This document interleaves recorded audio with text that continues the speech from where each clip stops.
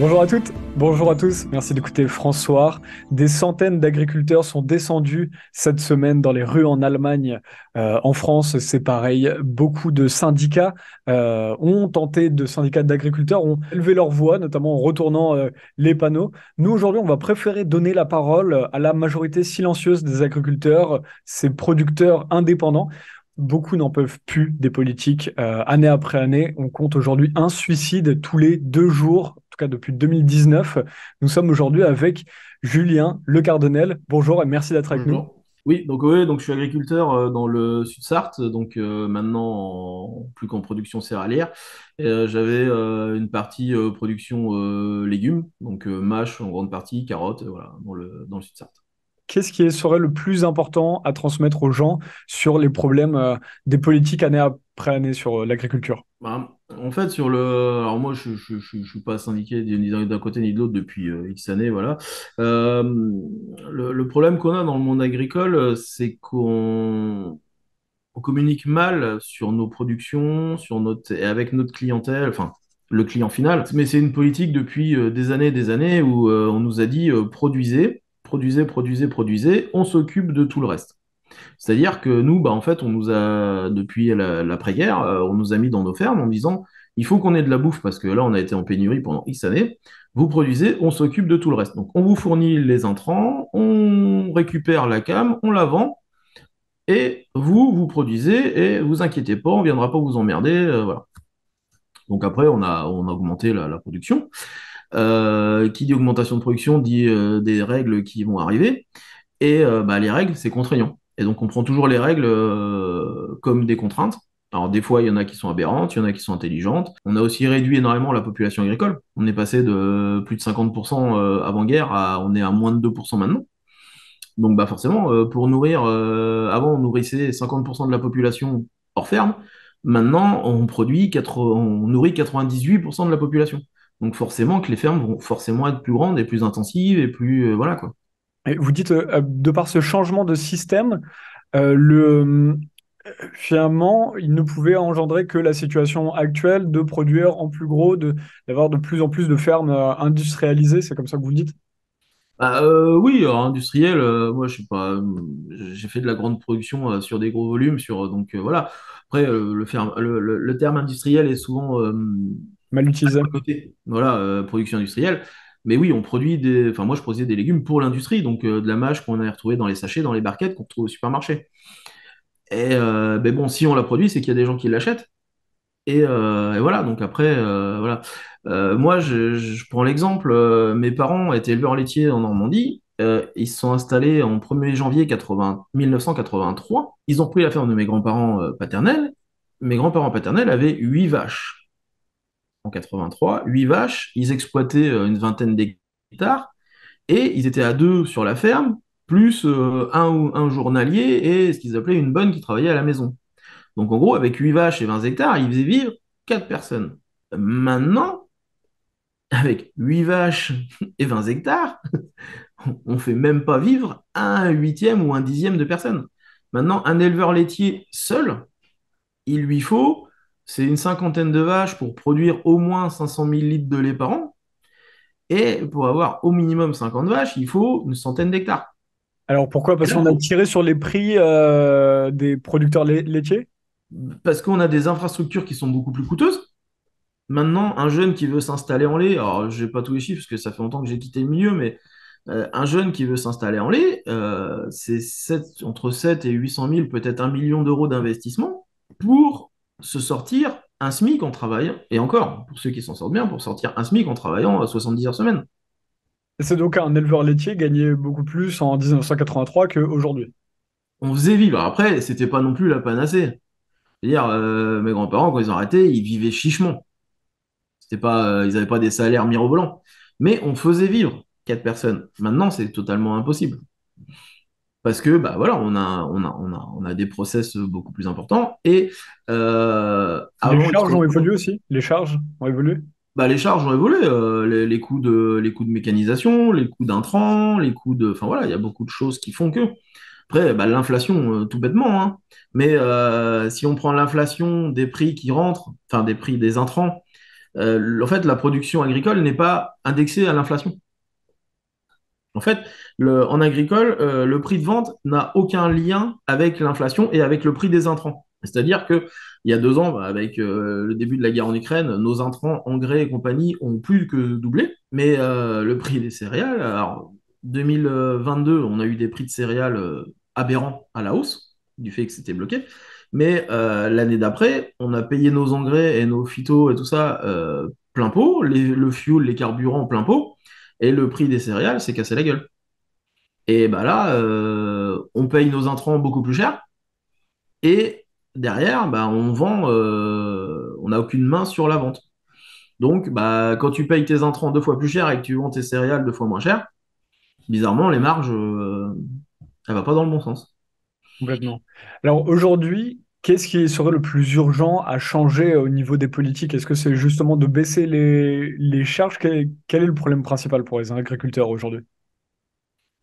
Je sais pas ce qu'elle est. En fait, c'est faut un peu réfléchir au système parce que, en fait, le problème du monde agricole, c'est que on n'a aucune main sur les intrants parce que bah, on achète tout. Alors, les producteurs d'engrais et de produits phyto pour ceux qui sont en non bio. Les intrants, c'est tout ce qu'on va acheter pour produire. Donc, c'est la semence. Pour moi qui fais des céréales, donc c'est les semences, les engrais et les produits phyto. Et bon, le carburant, voilà quoi. Donc ça, c'est ce que je vais acheter pour pouvoir produire. Et ça, les prix ont explosé année après année ou... Ah bah, alors il y a une corrélation parce que les engrais et les phytos sont liés beaucoup au cours du pétrole. Parce que bah, ce qu'il faut pour produire de l'engrais azoté qui est le plus utilisé, il faut du gaz. Donc quand le gaz explose, bah, les engrais explosent, quoi. Après, il y a un effet de cause de- merde, pardon. de causalité? Voilà, d'appel d'offres et de marché et Oui. compagnie. Quand tu as beaucoup de demandes d'engrais et qu'il y a peu de production, bah forcément les prix ils explosent.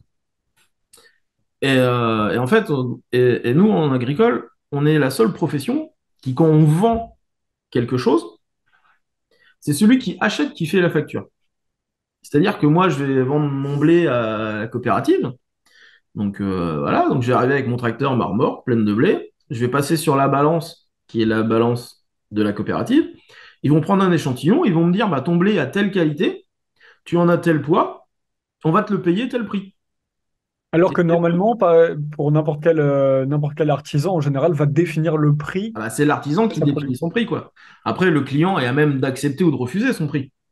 Mais c'est l'artisan qui va arriver avec son devis en disant, bah voilà, vous m'avez demandé un escalier en bois, machin, j'ai tant de bois à mettre dedans, j'ai tant d'heures de travail à faire, ça va coûter ce prix-là. Et Après, donc vous là, acceptez ou vous refusez. donc là, l'usine qui va prendre la production, c'est elle qui définit le prix. Donc c'est une façon d'avoir une main mise En sur fait, le... t'as un prix de marché un peu, on va dire, parce que les céréales et quand même le blé est la valeur la plus échangée sur les marchés boursiers. Avant l'or, avant le pétrole, avant tout, hein. On en parle assez peu, mais c'est la première valeur échangée sur les marchés boursiers, c'est le blé. Donc, tu as une valeur de marché qui est globalisée. Et après, bah, les coopératives ou les privés, hein, parce qu'après, on parle souvent de coopératives, mais il y a aussi les privés, va dire bah, le prix du marché aujourd'hui, il est à tel prix. Moi, je vais te proposer de te le prendre un petit peu plus cher ou un petit peu moins cher. Et voilà. Mais c'est elle qui va dire bah, une fois que tu l'as livré, dire bah, ton blé, il a telle qualité, et ben, je te l'achète à tel prix, et c'est eux qui font la facture. Et c'est eux qui nous font le virement. Sauf que quand on achète les engrais à la même coopérative, c'est pas moi qui vais lui dire, bah, ton engrais, je te l'achète à tel prix. Et donc là, quand vous parlez de revoir le système finalement agricole, ça, ce serait un des un des piliers Bah, en fait, fondamentaux. c'est surtout de reprendre un peu la main sur la chose, tu vois. À la limite, qu'on définisse des prix par des contrats, par des négociations régulières, mais tu vois, mais par exemple, que ce soit l'agriculteur qui émette sa facture. Déjà, rien que ça. Que ce soit moi qui fasse ma facture, qui, bah voilà, j'ai vendu tant de tonnes de blé à ma coopérative, je fais la facture. Plutôt que ce soit la coopérative qui fait la facture. Parce que ce qui se passe, c'est que 80% du temps, moi le premier, quand on est bien dans le système et que ça se passe pas trop mal, bah tu regardes, tu reçois ta livrée, tu reçois ton par courrier, ta facture. Ah bah tiens, il me file tant d'euros en bas à droite. Et puis voilà, et puis ça arrive sur ton compte, et puis merci, quoi. Alors, une coopérative, d'ailleurs, c'est, expliquez-nous comment, qu'est-ce que... Dans la logique, sur le papier, c'est un regroupement d'agriculteurs qui se sont regroupés pour être plus forts. Donc, c'est-à-dire qu'on a regroupé en coopérative pour récupérer des céréales, récupérer du lait, tout ça, pour que ben, on regroupe. Donc, on va faire des achats groupés d'engrais, de semences, de phyto, voilà. On va livrer tous notre blé au même endroit, ce qui fait qu'on aura plus de volume de blé à vendre, donc on pèsera plus sur le marché que si chaque agri arrivait sur le port avec sa petite benne ou c'est chez le meunier avec sa petite benne de blé. Donc, c'est un collectif pour se protéger entre corps de métier Bah, d'agriculteurs. en fait, c'est une coopérative. Bah, oui, la définition, c'est ça. C'est-à-dire qu'on se regroupe en tant qu'agriculteur pour peser plus fort sur le marché. Sauf que là, du coup, donc on a l'impression que c'est une belle idée, mais au final, les Bah, en fait, agriculteurs nos indépendants se coopératives sont retrouvent. devenues tellement énormes qu'il y a une déconnexion totale. Et alors sur la coopérative, Déconnexion totale avec les indépendants, vous voulez dire? bah, avec les agris, en fait, c'est devenu tellement lourd comme administration à faire tourner et machin que, en fait, donc la coopérative, dans ses statuts, il y a toujours une assemblée, conseil d'administration où les agriculteurs sont dedans. Généralement, les présidents de la COPé, c'est des très gros agriculteurs. On va aussi souvent retrouver dans les syndicats agricoles, qui Ils vont sont aussi souvent avoir une liés avec la FNSEA, donc. Bah, après, ils sont pas, faut pas non plus tous, mais bon, souvent c'est les mêmes qui vont prendre, qui vont prendre des engagements syndicaux, qui vont prendre voilà, et ils sont pas toujours là pour défendre le petit paysan du fond de la cour. Et c'est devenu tellement énorme qu'en fait, dans les coopératives, il existe des sociétés privées. Tu avais eu un reportage sur la coopérative, la collecte du lait était bien coopérative. La transformation et le commerce, c'était des sociétés privées. C'est-à-dire que donc la coopérative achète le lait aux agriculteurs et le fournit à l'usine industrielle qui va le transformer en yaourt, en fromage, en tout ce que tu veux. La société de transformation est privée, avec des parts dans la coopérative. Et la société commerciale est aussi une société privée. Donc en fait, si t'es pas trop con, la société commerciale fait du bénéfice, la société de transformation fait du bénéfice, et la coopérative rachète le lait juste au prix pour pas être voire un petit peu déficitaire. Donc ben, derrière, les agriculteurs, ben, désolé, on n'a pas de bénéfice. Ah, voilà, vache. Donc là, vous alertez finalement sur un système où les coopératives sont devenues plus proches des sociétés privées que des Ah agriculteurs bah, indépendants. les coopératives ne coopèrent quasiment qu'avec du business. Parce que Ah. autant quand tu vois que le monde agricole est en crise dans beaucoup de milieux, j'ai pas vu une coopérative qui est déficitaire. T'as dans le global du truc, quoi. Et elles ont toutes des millions d'euros en banque parce que c'est devenu mais tellement énorme. Je veux dire, on prend les grandes coopératives qui sont à la base des petites coopératives locales, sont devenues des coopératives internationales. On prend l'exemple d'Agrial, par exemple, qui est une petite coopérative de la Manche, enfin de la Normandie. Maintenant, elle a acheté des usines aux États-Unis. Il y en a en Espagne, il y en a en Italie, enfin, il y en a partout, quoi. Moi, si je voulais me passer des coopératives, il faudrait que je monte des silos chez moi et j'ai pas les volumes pour. Ce que je reproche un peu, c'est que la coopérative va nous faire croire qu'ils sont là pour les agris, alors que c'est une société, enfin pour moi, c'est une société privée, quoi. Hmm. Je vais acheter des intrants chez des sociétés privées, qui sont des petites boîtes, les prix vont être les mêmes que dans ma coopérative qui est énorme. Alors que le but était justement que normalement, bah, le fait de passer par la coopérative, tu avais des prix d'achat plus intéressants sur ce que tu achetais et des prix de vente plus intéressants sur ce que tu vends, quoi. Ouais, ouais, ouais. Et ce qui, en fait, quand tu regardes, bah, c'est pas vrai. C'est dans les têtes, finalement, on parle peu des coopératives en société. Mais donc, alors, revenons. Quel est le gros problème donc, qui découle de cela aujourd'hui? Qu'est-ce qu'il faudrait changer dans les politiques agricoles? Bonne question. On a des charges qu'on ne peut pas maîtriser et on a des prix de vente qu'on ne peut pas maîtriser. Donc, en fait, le principe est là. C'est-à-dire qu'on peut ni maîtriser nos prix de vente, ni maîtriser nos prix d'achat. Donc, bah, quand tu maîtrises rien, En fait, le problème de l'agriculture, c'est qu'on ne maîtrise rien. Alors, on va avoir certaines filières qui vont avoir plus ou moins de gestion. Dans l'ensemble, on ne maîtrise ni le prix de nos achats, ni le prix de nos ventes. Et donc, du coup, bah, on se retrouve où c'est pas nous qui décidons. Donc, nous, on produit. Voilà, en fait, on va faire des bonnes et des mauvaises années, mais sans que nous les maîtrisions. C'est vrai, parce que finalement, on retire le droit à l'entrepreneur de fixer ses propres prix. C'est vraiment Exactement, c'est ça. quelque chose qu'on voit presque nulle part ailleurs, on a l'impression. En fait, je suis pas un spécialiste de l'économie, mais je pense qu'il faudrait demander à un spécialiste économique dans quelle branche de métier celui qui vend ne fixe pas le prix, c'est celui qui achète qui fixe le prix. Et ça, et finalement, est-ce que c'est la base de toutes les colères depuis plusieurs décennies des agriculteurs, c'est de demander à avoir la main mise sur ces Enfin, même pas, parce que enfin, moi, c'est mon point de vue, mais quand j'en parle à beaucoup de collègues, eux, ils sont pas là-dessus. J'ai beaucoup de collègues qui disent, non, c'est les lois, tout ça, on est emmerdé, c'est la grande distribution. Alors, la grande distribution n'est absolument pas là pour aider les agriculteurs, mais les coopératives qui sont entre deux, les coopératives et les industriels, hein, parce que c'est vrai qu'on dit souvent les coopératives, mais dire qu'on bosse pour une coopérative ou qu'on bosse pour un industriel, hein, c'est le même combat, hein, parce que tu produis pour Lactalis, qui est un groupe privé, ou tu produis pour une coopérative qui est une coopérative, je veux dire, les collègues, ils ont les mêmes emmerdes, hein. Et il y a pas de, pour moi, il n'y a pas de différence, hein. Alors, c'est vrai qu'on a souvent tendance à dire coopérative, mais on bosse pour un privé, c'est pareil. Donc, tu as les industriels qui vont fixer le prix d'achat et puis, bah voilà quoi. Et la grande distrie qui va faire du forcing pour le prix bas, quoi. Mais indirectement, on a aussi, je dirais que bah, nous, les agris, si on fermait les portes de nos fermes pendant 15 jours, bah, les industriels, ils n'ont plus rien à mettre dans les rayons non plus, hein. C'est un truc tout con, hein. C'est le reprouver que c'est nous la base, quoi. Alors après, oui, ils vont Et donc, aller. qu'est-ce qui empêche aux agriculteurs de faire ça alors? De, Le problème, c'est qu'on n'a pas de. Si tu voudrais dire pendant 15 jours, on n'a rien qui sort de nos fermes, il faudrait qu'on ait de la trésorerie, il faudrait qu'on ait un peu de sous d'avance.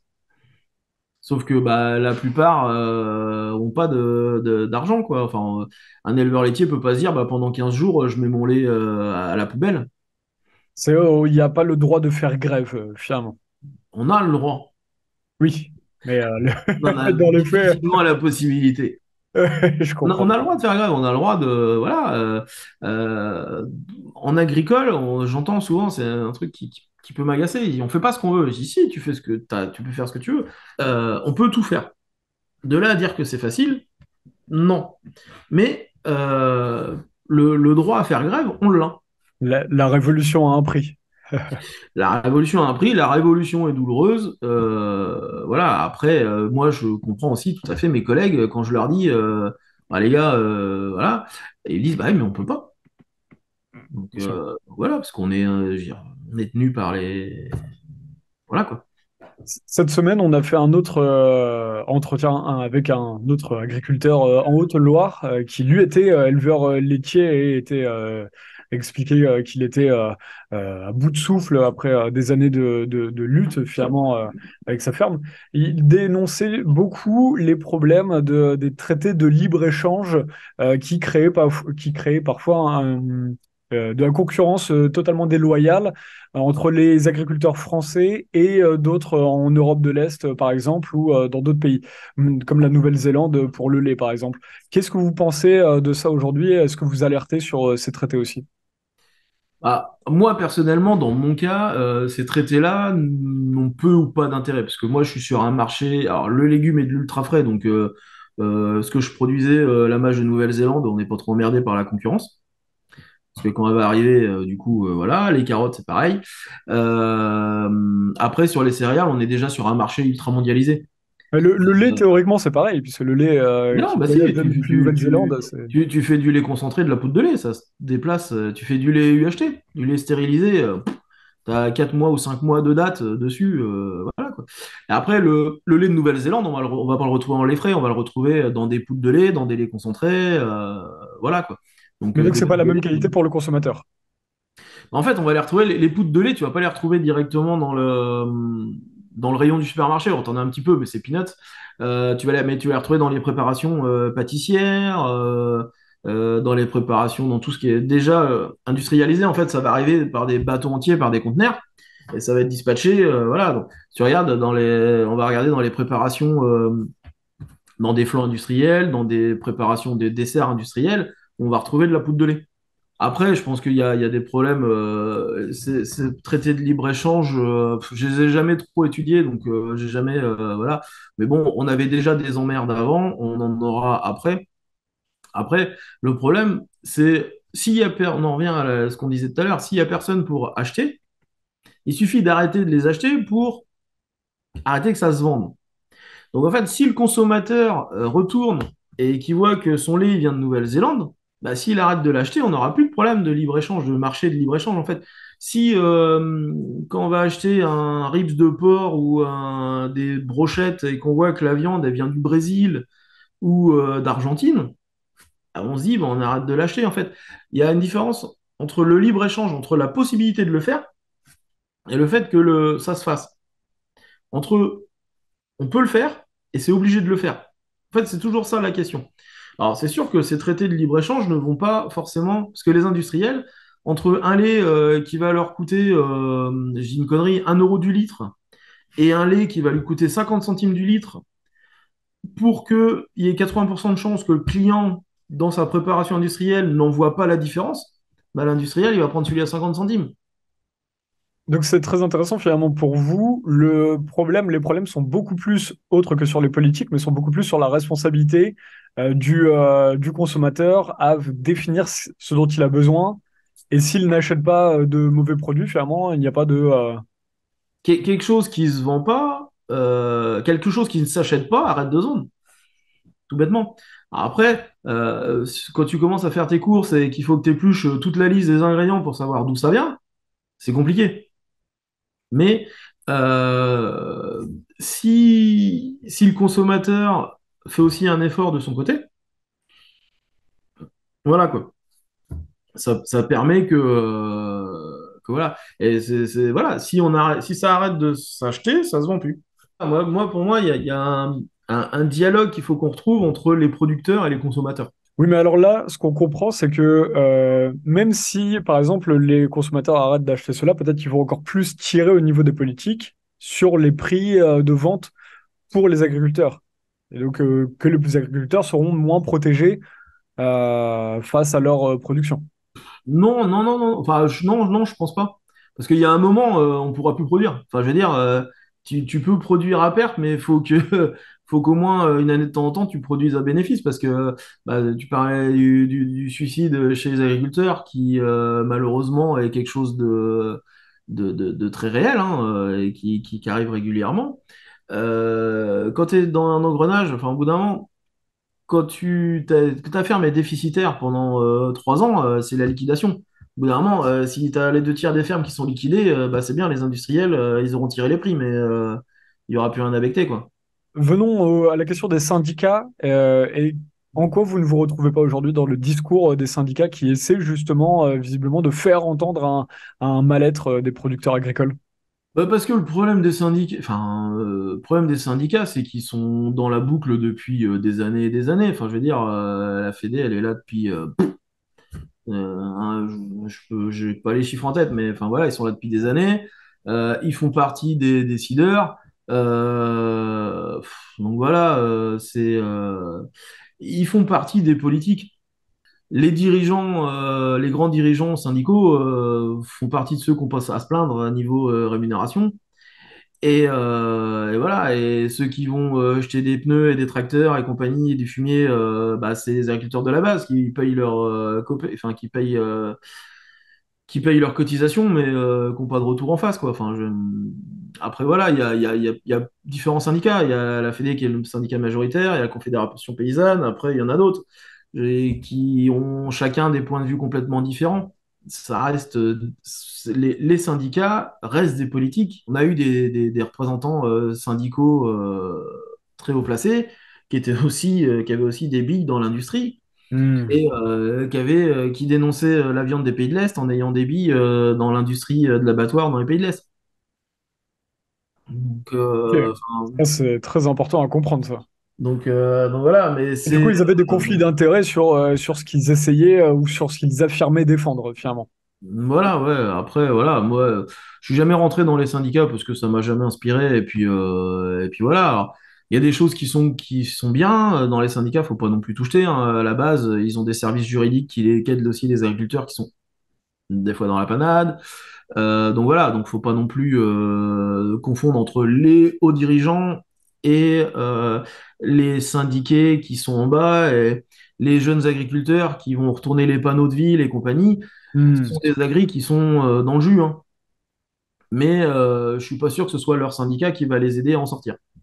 Puisque justement, effectivement, on a bien compris ce qui ressort de cet entretien, c'est que vous appelez vraiment à, si on veut que les choses changent, il faut un changement de système et avoir beaucoup plus une mainmise sur ces factures. Et ça, peut-être que les syndicats n'en parlent jamais finalement de cela. Ah bah non, parce que enfin, moi, dans ce que j'entends dans les discours syndicaux, c'est les politiques qui font de la merde. Les politiques qui font de la merde, d'une, on les a élus, et deuxièmement, enfin, c'est pas que les politiques, quoi. Enfin, il y a des règles qui sont contraignantes, donc forcément, quand c'est contraignant, ça va pas forcément dans le bon sens. Mais je suis pas sûr que ce soit toujours les règles contraignantes qui nous mettent dans le jus, quoi. Pour moi, on a plus à récupérer la main sur notre commerce, quoi. C'est beaucoup plus, c'est très intéressant ça. C'est beaucoup plus fort que les politiques finalement de récupérer la main On sur peut le. toujours taper sur les politiques, mais c'est comme on n'a qu'à arrêter de les élire, hein. Mais alors d'ailleurs, mais parlons de ça, c'était la dernière question que j'avais pour vous. C'est que finalement, qu'est-ce que vous pensez du fait, en tant que producteur agricole, qu'il n'y ait pas, on ne parle jamais, quand on parle des présidentielles, on parle très peu des politiques agricoles. On parle peu de comment est-ce qu'on va traiter les paysans, et les professionnels, et comment est-ce qu'on parle éventuellement des aides qu'on peut donner, mais on ne parle rarement dans les profondeurs de ce corps de métier. Bah oui, parce qu'en fait, le problème, c'est qu'on est maintenu en surface artificiellement par des aides. Alors qu'en fait, il faudrait qu'on puisse juste gagner notre vie par rapport à notre production. En fait, La PAC, du coup, masque le fait qu'on n'ait pas la main sur le ah, commerce. moi, je touche la PAC, je touche de l'argent de l'Union européenne, mais mon principe, c'est de réussir à être autonome, à être rentable sans la PAC. On enlève le pouvoir d'être responsable de ces factures et on donne des aides avec la PAC. Complètement, complètement. Et le problème, c'est que la plupart des agriculteurs, les aides PAC C'est intéressant. sont leur revenu est inférieur aux aides PAC parce que l'entreprise est déficitaire et on les maintient artificiellement en vie grâce à la PAC. Donc la population paye des impôts pour maintenir artificiellement en vie les agriculteurs. Par contre, à côté, on ne veut pas payer au supermarché. Je pense que l'argent qu'on met en impôts Oui. qu'il a à l'Europe pour que ça nous revienne aux agriculteurs, les clients le mettraient au supermarché ou à la vente directe ou dans la production agricole, ce serait beaucoup plus sain et beaucoup plus simple. Hmm. Et on évite d'être dans un pilage de... Parce que une déclaration PAC, en soi, tu en récupères des sous, mais d'une, c'est une grosse demi-journée devant un ordi avec des logiciels de malade. C'est des règles à la con qu'on empile. Enfin, je veux dire, ça coûte une blinde, en plus de ce que nous, on touche. Très intéressant à comprendre. Ça, c'est un discours qu'on entend finalement très très peu dans les médias. Donc voilà, moi, mon rêve, c'est que l'agriculture soit rentable par elle-même et qu'on n'ait plus d'aide. Pour moi, le but de mon activité, c'est de ne plus avoir besoin des aides. Et ça, pour vous, c'est largement possible d'être rentable par vous-même, peu importe qu'on soit dans la culture ou dans l'élevage. On, tel qu'on est fait maintenant, c'est très compliqué. Et il y a encore pas très longtemps, c'est ça, c'est produisez, produisez, produisez. Alors produisez plus propre, produisez mieux, produisez machin, le discours évolue un peu, mais c'est produisez.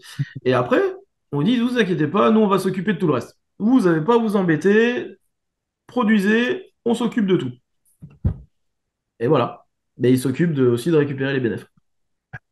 Merci beaucoup, Julien Le Cardinal. On a eu un beau tour d'horizon de la situation des agriculteurs avec un discours qu'on entend peu et finalement, c'est très, très intéressant à méditer. Donc voilà, pas de souci. On a fait le point, on a fait le tour sur les sujets où il y avait une autre thématique importante. Il nous reste Non, non, je pense qu'on a fait à peu près Je pense qu'on on a fait le un bon tour. tour d'horizon. Donc, changer le système et surtout avoir la main sur son commerce. Ce qu'on comprend bien de cet entretien, c'est que les agriculteurs ne peuvent pas décider du prix auquel ils le vendent, qu'ils soient éleveurs laitiers ou, comme vous, dans la mâche, peu importe.